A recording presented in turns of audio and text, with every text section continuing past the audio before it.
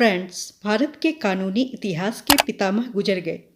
Supreme court के मुख्य न्यायाधीश से लेकर सुप्रीम कोर्ट के सभी वरिष्ठ वकीलों ने उनके जाने पर श्रद्धांजलि दी है।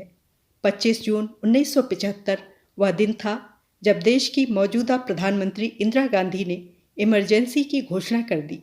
यह भारत के आज़ाद होने के बाद लोकतंत्र पर पहला सबसे सीधा और स्पष्ट हमला था।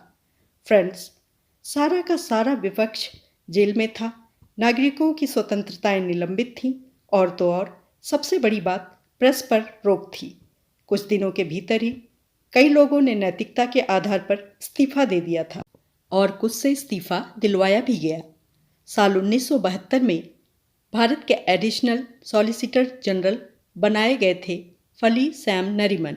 वैसे उनका काम तो था कि बतौर एक कानून अधिकारी वो सरकार को सलाह और अदालत में सरकार का पक्ष रखें, लेकिन इमरजेंसी घोषणा के ठीक एक दिन बाद उन्होंने कानून मंत्री HR गोखले को फ़ोन कर अपनी बात रखी और बात खत्म होते ही सरकार के लिए एक पत्र लिखा, वह भी केवल एक पंक्ति का इस्तीफा।